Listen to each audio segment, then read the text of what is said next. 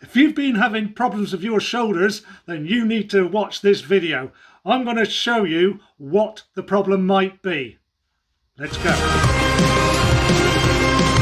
So we use our shoulders a lot. If you have had shoulder problems, it may well be because of your rotator cuff muscles. They are responsible for many movements in the shoulder. But what are they? This video will explain what they are, and I'm going to demonstrate a few exercises that may help you. Let's go. So the shoulder, pick up the ball. The shoulder is a ball and socket joint. So what do I mean by that? Well, ball represents the top of the arm. Hand represents the shoulder. It fits in there nicely and it moves in all directions. Do you know what the other major ball and socket joint we have in the body? The hip. The rotator cuff is one of those areas that is frequently injured or dysfunctional. And most people will have heard the term rotator cuff, but they have no clue what it is. So the rotator cuff consists of 4 muscles and their tendons. These 4 muscles help to move and to stabilise the shoulder joint. The 4 muscles that comprise the rotator cuff are the supraspinatus. It functions to take the arm out to the side like that, otherwise known as abduction. The infraspinatus. This muscle functions in externally rotating the arm. So basically, if I keep my arm like that and I'm moving it outwards, that's external rotation. The teres minor, which has exactly the same function. And finally, the subscapularis. And what that does, it brings it back in, like that. So those are the 4 muscles that make up the rotator cuff. Next, we're going to talk about dysfunctions and what problems you can have. The 3 most common rotator cuff dysfunctions are tendinitis, impingement syndrome, and tear. Tendinitis. It's caused by irritation and inflammation in one or more of the rotator cuff tendons. It's usually a condition with a sudden onset, such as recent overuse. It is common in athletes that engage in throwing or pitching sports. It's also common in those that do repetitive arm movements or heavy lifting. So here we are. We've got an interview with a special guest. For those of you who don't know, this is my wife, Jeanette. Hello. So Jeanette, will you tell us about your problem with your rotator cuff? Yeah, it's sort of been diagnosed as probably tendinitis in the rotator cuff tendons. I am a very keen swimmer and started having problems about 18 months ago when I was doing the front crawl. It was very painful when I was drawing my arm back. I've been having chiropractor treatment and to help try and strengthen the arm, I'm doing rotator cuff external rotation exercises with weights to see if that will help improve the condition.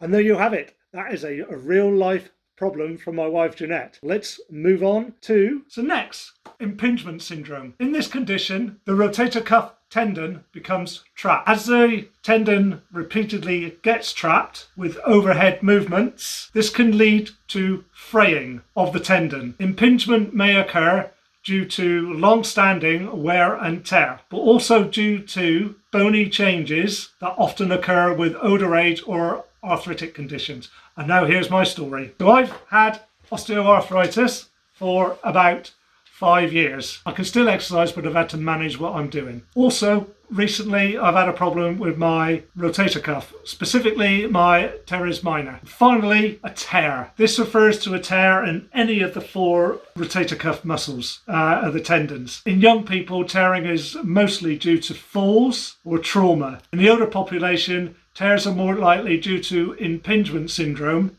which I have just been through, and that is what I've got. Hey, if you're getting some value out of this video, please hit that like button. It really helps. What are the signs of weaknesses or dysfunction of the rotator cuff? Pain. And I do suffer from pain, not now again, and so does Jeanette, don't you? Yes, I do. Decreased range of motion. So range of motion is basically movement, okay? And I've definitely got that. Difficulty with pain with the following actions, like putting a hand in one's back pocket, reaching forward, or overhead and combing hair. I don't do much combing hair either. There's also difficulty with shoulder flexion. So flexion, abduction, external rotation and internal rotation that we've already been through. However, it's most common to have weakness with external rotation and abduction. So the first exercise that Jeanette's demonstrating here is the pendulum swing. So this is a dumbbell. You can use a can if you have one, and literally just going in both directions on both sides. So what's Jeanette's demonstrating here, right? She's got both her elbows close to her body, and she's forcing one fist against the other one so that they don't move. You feel that? So the next one is she's got her hand underneath her fist, like that, and she's going to try and force her fisted hand outwards while keeping her elbows by her side. So this next one is external rotation using a dumbbell.